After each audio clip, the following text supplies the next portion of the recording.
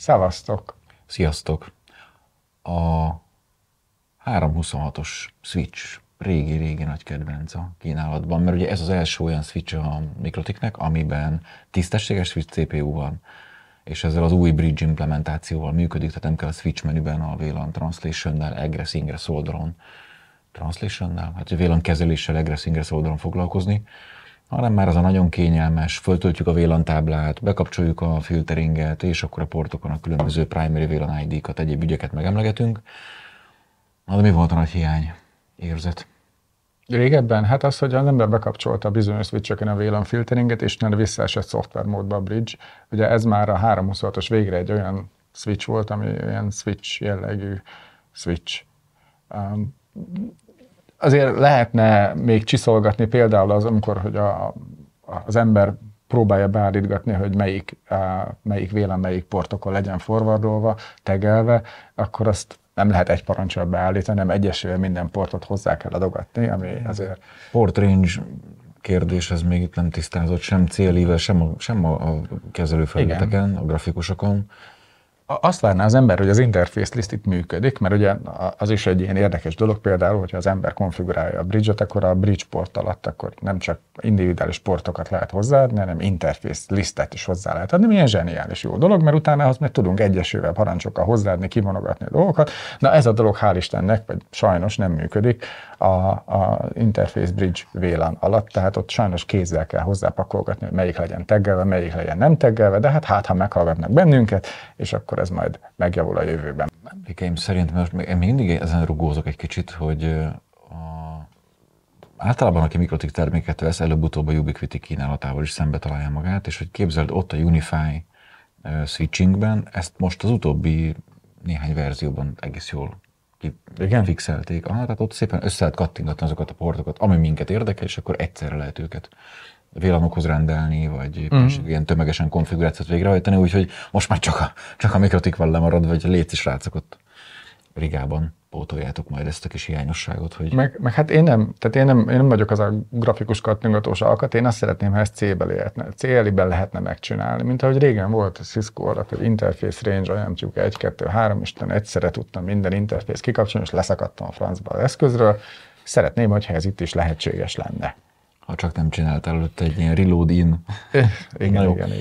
Jó, ne rugaszkodjunk el, hanem igazából a 326-os Switch alapozta meg a Switch kínálatnak a gyökerét, vagy hogy is mondjam, az origóját a kínálatban. A rendes Switch chip, ugye a Marvell Prestera családdal megyünk, és ez volt a 98DX, azt hiszem az... A legkisebb, igen, a legkisebb modell ebben a családban talán, nagyon jó áron. És ugye érkeztek hozzá azért az ilyen, hogy is mondjam, felcombosított változatok, hiszen a 326-ból találunk olyat a kínálatban, amin 24 darab 10 gigás. Bizony, az egy nagyon jó cucc. SFP barlang van, 2 darab 40 gigás, tehát QSFP plusz lehetőséggel, de az már nyilván nem ugyanaz a CPU, mint ami az öcsi változatban szerepel, ugyanaz a Switch CPU, hiszen lényegesen nagyobb forwarding capability kell a háttérben, vagy a teljesítmény. És ugye az volt az első olyan modell a Switchek közül, ami a port extenderes felállásban is másképpen viselkedik, tehát akár port controller is tud lenni. A 317-es is olyan volt szerintem. Igen. És ugye erről itt csináltunk egy részt a port extenderes balhéról még közösen nemrég, hogy hol tart most a modern szoftverekkel, routeros 7-tel, illetve az új hardverekkel ez az ügy.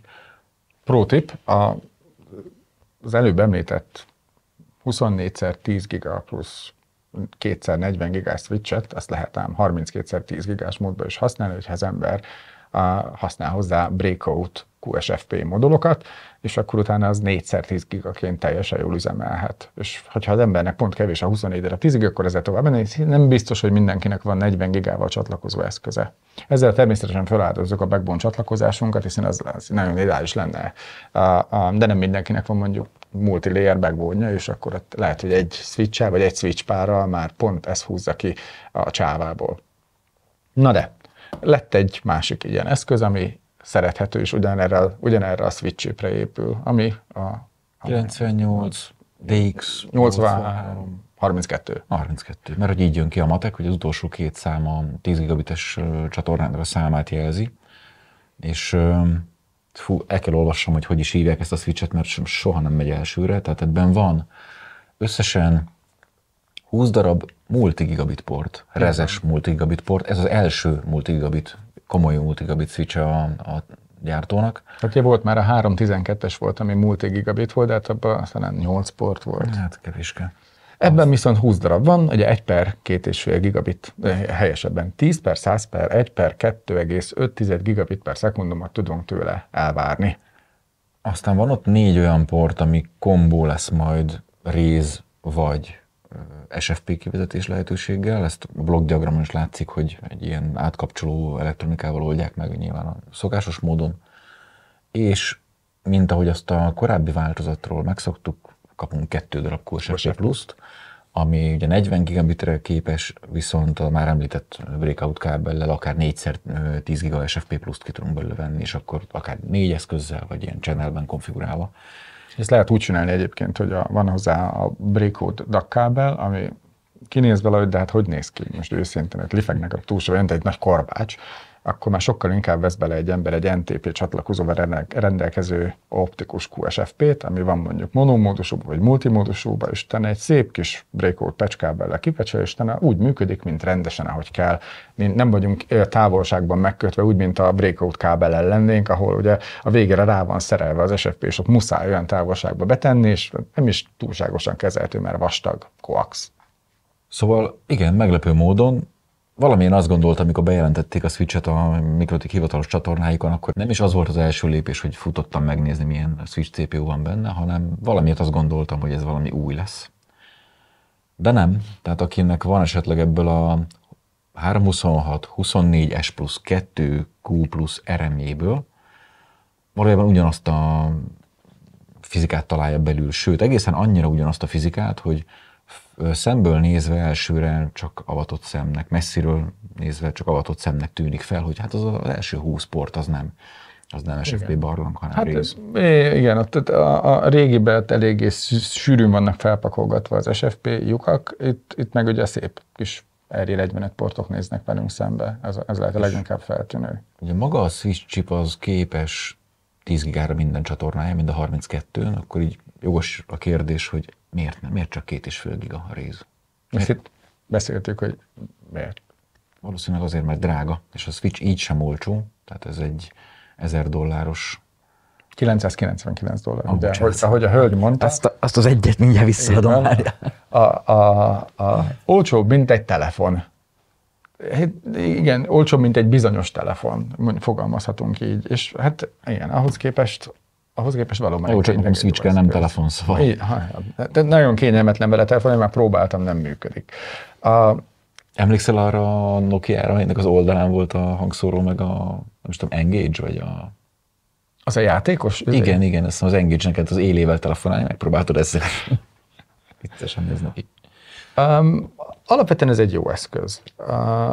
Az ár az tényleg egy kicsit borsos, hiszen az a másik, amiről beszéltünk, hogy a 24x10 giga plusz 2x40 gigás switch az olcsóbb. Pedig hát az elvileg többre képes. Viszont azt ne felejtsük el, hogy azzal önmagában nem sok mindent tudunk csinálni, egy darab management Ethernet portot tudunk beledugni, és minden másért már pluszba fizetni kell, tehát abban külön interfész, SFP pluszokat kell vásárolni, meg QSFP-ket kell vásárolni, és az egész TCO-ja az nyilván már magasabb lesz, mint ennek az eszköznek, ami itt így akár helyből is használható. Szokott jönni az a nagy ötlet, hogy hát miért nem veszünk ilyen sok SFP-set, és akkor dugdosunk bele ilyen Ethernet átalakítókat. Ne csináljátok. Egyrészt annak a termál dizájnja, illetve a termál körülményei másképp vannak tervezve. Tehát ha azt a modult ember terheli, és olyan környezetben van az eszköz, ahol nincs megfelelő hűtés, nem jó. Baj lesz vele, és majd flappegni fog, és állandóan lekapcsolja ezt az Ethernet RJ 11 45 45 S10, vagy S10 plusz, ami hasonló. Igen, az a multirate. Nem sose tudom fejből. A lényeg, hogy nem jó ötletnek csináljátok, túlmelegszik, és a thermal throttling le fogja kapcsolgatni a modult, elveszik a link, stb. Úgyhogy itt a megoldásra meg kell venni a rezes változatot. Hát igaz, ez nem fog tudni 10 gigát, hanem ez csak 2,5 gigát fog tudni. Talán a komboportok tudnak, azt nem tudom, nem néztem meg, hogy a komboportok azok 10 per 100 per 1000 per 2,5 per 5 per 10-esek, vagy csak úgy ilyen hétköznapi. Sajnos a dokumentációból nem derül ki. Az új RouterOS verzió az hál' Istennek megképezte a dolgot rendesen kiírni, a régebbi 7.9 előttiek azok sajnos nem nagyon osztják meg ezt az információt. Igen, és a másik dologon még ugye az ethernetes, tehát az RJ45-ös SFP plusz ellen szól, hogy hát nem egy olcsó darab. Tehát ha végig gondoljuk, hogy mennyibe kerül, nem tudom, talán ilyen $30, azt hiszem, vagy tehát valami nagyon-nagyon meredek ára van neki, és hogyha ebből mondjuk 24 darabot kellene beledugni, az már eleve problematikus lenne. A másik az, hogy semmi más esetben a Mikrotiknak nincsen kötődése, de én még életemben nem láttam nem Mikrotik típusú RJ45-ös SFP-t működni Mikrotik eszközben megbízhatóan. Minden más az ilyen-olyan Cisco, Juniper, Ubiquiti forrásból beszerzett dolgok, azok kiválóan működnek SFP-k, az optikus SFP-k. Az RJ45-ös SFP az valamilyen hihetetlen elátkozott módon össze van kötve ezzel a platformmal. Ami még szintén fontos, hogy a thermal design szempontjából sokkal nagyobb kihívások elé van állítva az SFP-s változat. Az SFP szabvány szerint akár 3 wattos fogyasztású SFP-vel is működnie kell a rendszernek, és hogyha az mondjuk 24 portra megnézzük, az már tetemes mennyiségű teljesítményt jelent, amit valahogy utána el is kell vezetni, mert hiszen nem minden fog kivilágítani magából az SFP, nagy részét az hőként fog eladni, úgyhogy ezt komolyan kell hűteni.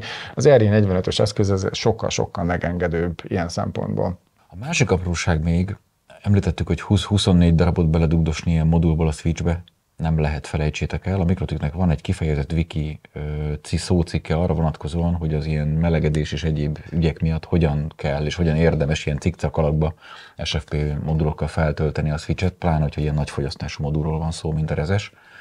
Ide betesszük a linkjét, olvassátok, okuljatok belőle, de ne csináljátok ilyet, hanem majd nézzétek meg ezt az új dobozt, amit már is kivontunk.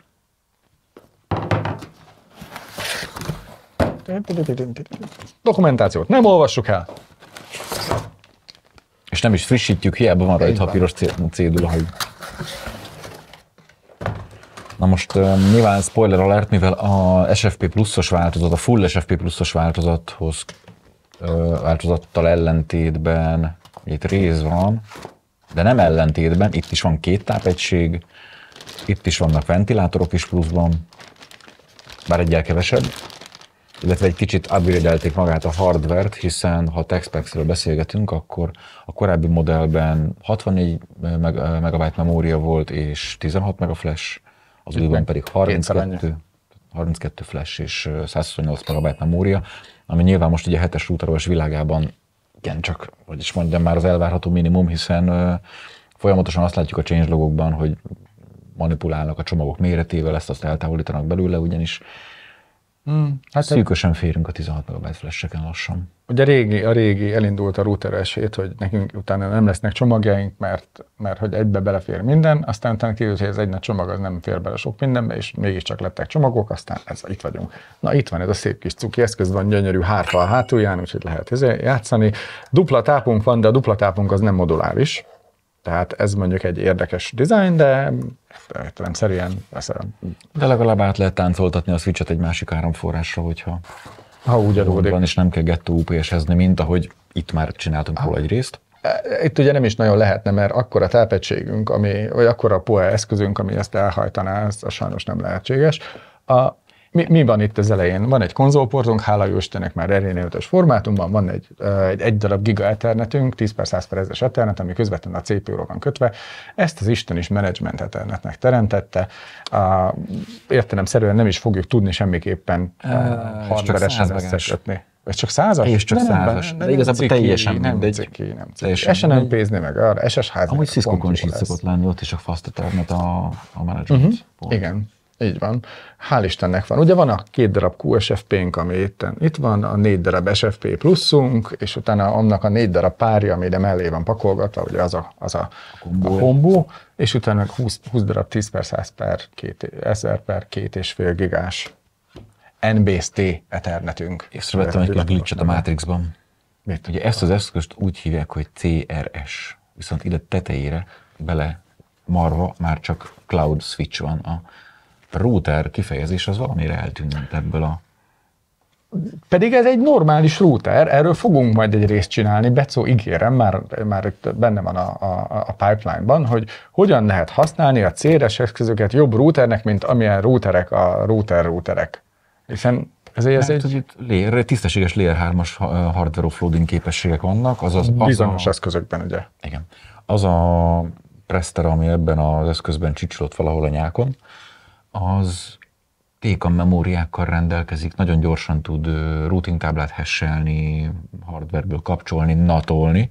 Igen, bizony, a nagyobb modellek azok tudnak natolni, a kevésbé nagy modellek azok csak simán routolni tudnak IPv4-et, meg IPv6-ot. Az sem ciki, hogyha az embernek van otthon egy doboza, ami mondjuk Wirespeed tudja routolni 24x gigával, meg 2x10 gigával az áldást, de egy ilyen nagyobb doboznál ez meg egyszerűen zseniális tud lenni. Ha meg még natolni is tud, akkor meg az abszolút jó. Nyilván, hogyha bármiféle ilyen egyéb kunstot szeretnénk csinálni, mondjuk PPP-vel Ethernetet, akkor hát sajnos szépen visszapotyogunk a szoftverből rútolt világba, na de hát ez se feltétlenül rossz. Én nekiállok kibontani ezt a bizonyos. Az S pluszos változat, az most sajnos a kompatibilitási táblázatban még nincsen benne az új switch, hogyha help.mikrotik.com-ot nézitek. De mivel ugyanaz a switch CPU, ugye a 98DX8332-ről beszélünk, akkor 16-tól 32K IPv4 routig támogat hardwareből, ami tartozik ráadásul 8K Next Hop. Igen, de ezek nem egydimenziós dolgok, tehát egymás kárára, ilyen zero-sum game jelleggel működnek, tehát ha valamiből több van, akkor a másikból kevesebb, és fordítva. Igaz, hogy shared a TCAM. Így van. A processzor mellett, tehát ugyanebben a TCAM memóriában tárolja a kapcsolási tábláját, a routing tábláját, és minden olyan dolgot, ahol szükséges, ugye a TCAM memóriákról nem is beszélgettünk még. Miért szeretjük őket? Mondjuk olyan speciális memóriafajták, amelyek... Content addressable memory. Amelyek nem megszokott módon, nem úgy, mint az hagyományos memóriák, hogy cím és adatbusszal rendelkeznek, aztán bedobunk valami címet, és akkor megkapjuk, hogy azon a címen milyen adat érhető el, hanem... Van hozzá egy frontend, ami igazából ugyanazt csinálja alul, de... Hanem ezek a TCAM memóriák, ezek tudnak akár regex alapján is szűrni, sőt, az a nagyon fontos egyik paraméterük, hogy mindezt 1 óra ciklus alatt megteszik nekünk. Nagyon-nagyon gyorsan képesek erre a filterezésre, és ha elképzelünk tényleg egy ilyen 16 000 címből álló halmazt, ami mondjuk gyorsan meg kell találni, hogy egy adott IP cím felé vezető next hop address az melyik, akkor ezt 1 óra ciklus alatt képesek ezek a memóriatípusok meglépni. Szóval nyilván ezért is olyan olcsók, mint amilyen olcsók. Igen, az a másik előnyük, hogy nem olcsó. És elég szűkszabon, vagy szűkkezűen mérik őket a gyártók. Igen. Tehát valamilyen kompromisszumokkal működnek ezek mindig is. Így néz ki belülről az a holmi, hát nincs akkora rend benne, mint az ember ugye elvárná, és ahogy látjuk itt a dolgot, egyből szemet fog nekünk szúrni, hogy akkor miért nem moduláris az a tápegység benne. Hát azért nem moduláris, mert útban van itt 2 darab nagy fan, ami itten hűti azt, amit hűteni kell. Ugye egy szép egyesével, egyébként cserélhető tápegységekről beszélünk, tehát ez teljesen jól rendelhető a Mikrotiktól, szerintem valamelyik egyéb platformon is használt belső tápegység van benne, azok után ilyen megfelelő csatlakozókkal lecsatlakoztathatók, 4 vezetékes, sebességszabályozott ventilátorok vannak benne, nagyon klassz, és ugye amit látunk az, hogy valahol itt lett alatta a CPU komplexum, itt meg nagy valószínűséggel az ilyen Ethernet környéki dolgok vannak, és minden gyönyörűen rá van vezetve hőcsövekkel erre a hatalmas nagy xylofonra itt a hátulján, és kész. És nagyon szép kondenzátorok vannak benne. Igen, nem kipukkadós tetejű kondenzátorok vannak, ami előny. Hát azért nem egy nagy látnivaló itt ez belülről, itt vannak az Ethernet trafók, itt az SFP, meg a HUSFP cage, meg lehet látni, hogy az összes trace kijön innen középről, aztán ennyi. Még érdekesség kedvérét lehet látni, hogy van az oldalán még egy csatlakozó, meg még egy ventilátornak helyen, mert itt keresztbe lehet fújni ezt a dolgot, vagy éppen kifújni oldalra azt, amit itt ezek befújnak, vagy fordítva. Aztán körülbelül ennyi az összes olyan dolog, az egész bordon, amit így meg lehet figyelni.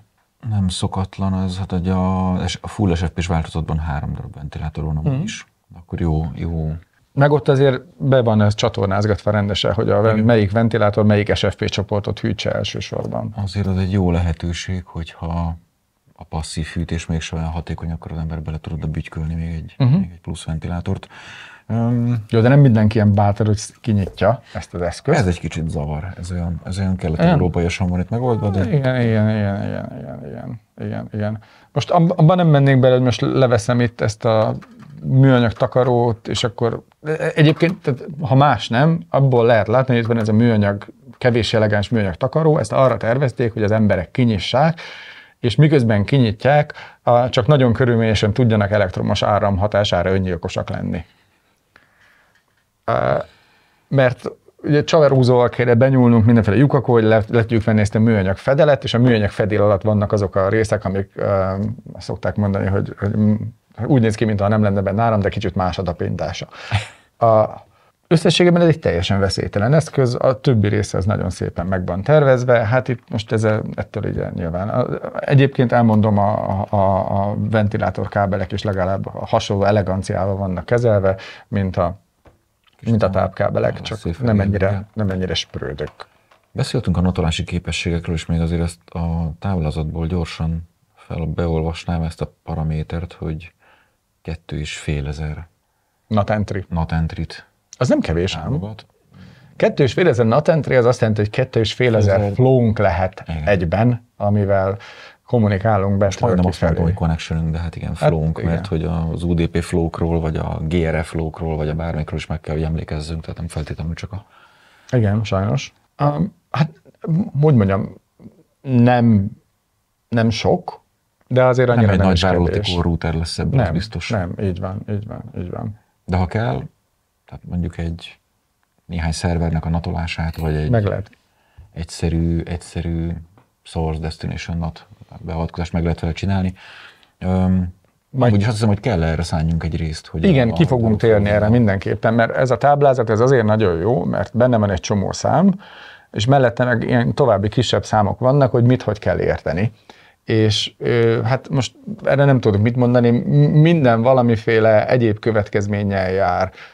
Ez már csak ez a hardveres forwardingnak így általában az nem is tudom, ez egy ilyen kötelező velejáró. Amikor legelőször találkozott az ember a hardveres forwardinggal valamilyen egyéb más platformon, akkor mindig az volt, hogy igen, működik, de nem úgy, meg nem annyi, meg nem ez, meg tudja az wire speed, de nem egyszerre, tehát hogy mindig vannak ilyen kis nehézségek, és akkor például ott lesz, hogy már igen, de hogyha hardveresen gyorsítjuk az MPLS-t, akkor az nem annyi entrit fog használni a TCAM-ból, hanem még nem tudom mennyi plusz entrit fog használni, és akkor ezek a számok tovább csökkennek.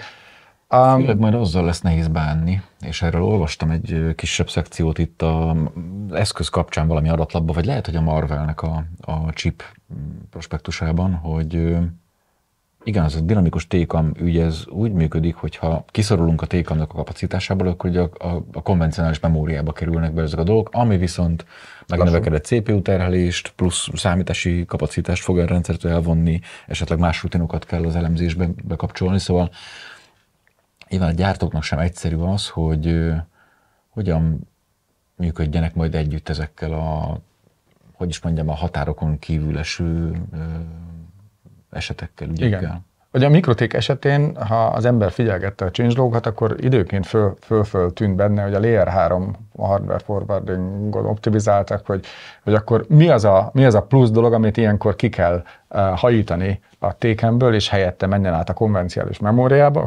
memóriába, hiszen logikusnak tűnik az, hogy az alacsony forgalmú flow kerüljenek át a konvencionális memóriába, és a nagy forgalmú flow meg maradjanak, tehát ezzel kapcsolatban mindig van egy ilyen zsonglőrködés, hogy a legnagyobb forwarding igényű cuccok maradjanak a hardware oldalon, és csak a maradékesen át a szoftver forwardingba. Olyasmire is emlékszem, hogy mintha a routing tábla kapcsán is így balanszíroznának, hogy a hosszabb prefixek azok maradnak, és a rövidebb prefixeket pedig, mintha kiszorítanák szépen a a memóriába, ami nyilván azért host root, egy hostnak a forgalma az nem feltétlenül mindig mér. Kivéve, hogyha valamilyen állat mögötten a toldát, oké.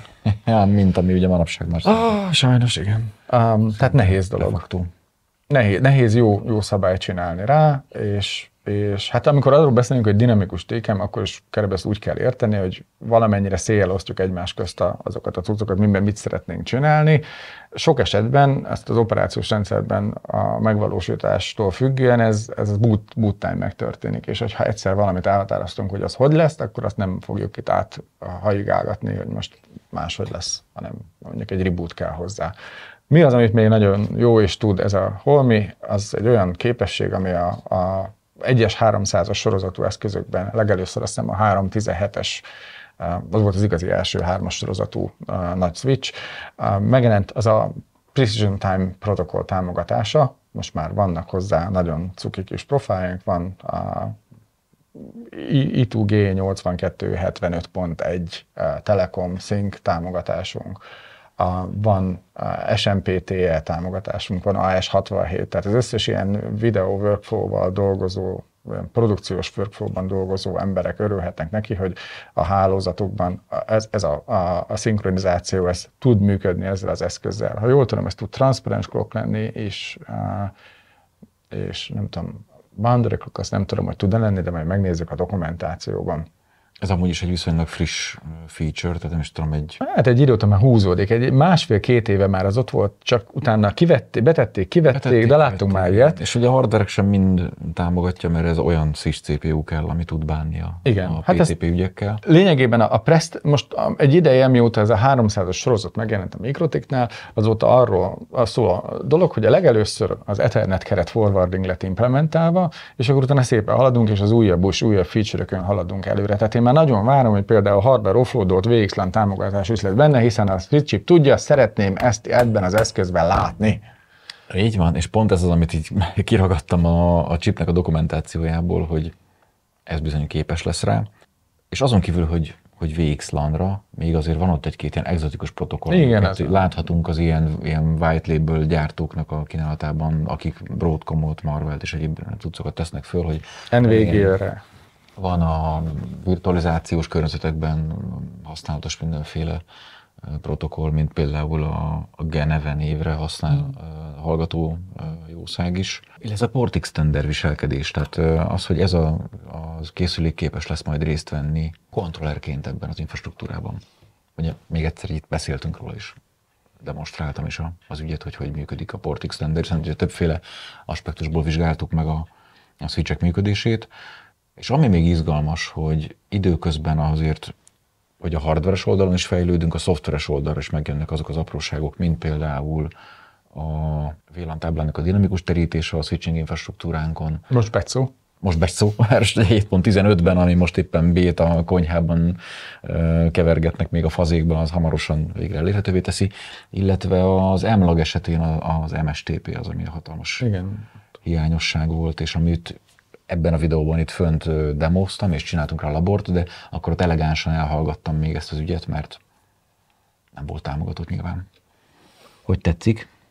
Hát ő volt a 326-os széria újra főzött hardvere, mert a korábbi SFP-s változatból azért ismerjük ezeket a fizikai paramétereket, tech-specs-t, de végre megjött a rezes változat is. Mit várunk még? Hát azt ne várjuk semmiképp, hogy ez majd ki fogja váltani az ős 326-ost a 24 darab gigával és a 2 darab 10 gigával, mert egészen pontosan egy 5-szörös szorzó van mellette, tehát a $199-ról $999 ugrottunk föl, ezért biztos, hogy nem egy csereeszköz lesz, de mindenképpen egy nagyon fontos addíciója a Mikrotik platformnak, és lehet látni, hogy komolyan gondolkodnak ebbe a 2,5 gigás irányba. Tehát ezért ez már nagyon hiányzott. Én tudod, mit várok még? Mit? Múltkor ugye volt az a klassz videónk a Wi-Fi 7, 8, 9, hogy az AP-ink lassan multi-gigabit képességet fognak igényelni majd a rezes oldalukról, és ha már AP-t dugunk egy ilyen switch, vagy dugnánk egy ilyen switchre, akkor esetleg PoE. Akkor a PoE, mint egy feature-nek a hiánya az esetleg fájhat. Az a 354-es szériának a sajátja lesz, ugye ott vannak ezek a polyos dolgok, de értelemszerűen, tehát most azért vegyük figyelembe, hogy itt van ez a Holmi, ez így tele van most is. Tehát már eleve ez a dual táp is mindenféle kompromisszumok árán került bele. Most, ha itt még a PoE áramköröket is el kéne tenni, meg a PoE áramkörökhöz szükséges egyéb tápokat, ez az eszköz nem ekkora lenne, nem kétszer ilyen mély lenne. Na hát biztos pont azért ilyen mély. Mert a 354-es is pontosan így ilyen van. mély. Tehát elképzelhető lesz, és hűtés oldalról is sokkal jobban kell neki segíteni, hiszen akkor ott valószínűleg több rajongóra lesz szükség oda bent az eszközben. És pont ezt akarom kibökni, hogy a 354-esben hát nem ez a persze, nyalókább eszköz van, de hát nem ez a CPU van, tehát számíthatunk esetleg, én ha most üveggömbözni akarnám megint, akkor számíthatunk arra, hogy lesz ilyen multi-gigabit upgrade-je majd annak a 354-nek, ami amúgy sem egy nagyon jó sikerült hardware volt. Nem. Tehát sajnos az első modellek, az első eresztésből többen panaszkodtak tápmeghibásodásra, port problémákra, ami lehet gyártási gond is, de esetleg thermal design probléma. Lehet az is. Én nem tudom, én soha nem szerettem azt, hogy egy darab switchbe benne van az összes minden port PoE, mert utána annyira kicsi az esély ennek, hogy én oda egy switch mennyiségű PoE eszközt össze tudok húzogatni. Mert utána, mert a 100 méter lesz, vagy a 150 méter lesz a korlát. Tehát, és akkor majd jön a következő hiányosság, tehát ha most tovább álmodunk, és még mélyebben akarnak belehonyorogni az üveggömbünkbe, a ATAF képességek azok, amik eddig elterjedtek a kínálatban, sokaknak odakint hiányozna a BT képesség, még ha nem is minden porton, de legalább legyen egy néhány port a switchen, ami BT képes, mert hogy a konkurencia kínálatában már feltűntek ezek a switchek. Szóval... Hát, ott vannak az API-k is, amik ezt igénylik. Ugye a Mikrotik esetén még nem látunk olyan AP-t, ami emiatt táplálni, sőt, ugye még mindig vannak szép számmal olyan eszközök, amik továbbra is ezt a Prestender PoE dolgot. Fogunk majd erről beszélni, mert én nagyon várok egy upgrade-et a VAP AC LTE kit helyére, ugyanis abban még a régi LTE modul van, és ugye AC-s, azt látjuk, hogy de AX-es. Abból már lett, nem? Nem, én emlékszem. A VAP AC-ból nem, csak a VAP LTE-ből lett. Ugye a VAP AC az tisztességes hűtése van, kathatos rádió van benne, ATAF PoE és ARM architektúra, tehát abból lenne igazán izgalmas az, hogy jöjjön egy olyan változat, ami esetleg rendes wifi-vel, tehát bár arra is azt mondom, hogy föl tudjuk bütykölni most már az új csomaggal a wifi változatot. Csak cipőkanál kell mostanság hozzá az utóbbi hetekben. Meglátjuk. Szóval ő volt a 326 power változat, az a multi-gigabit változat, és mint látjátok már elérhető, hiszen volt szerencsénk egyet elragadni a készletből. Hamarosan visszatérünk. Sziasztok! Sziasztok!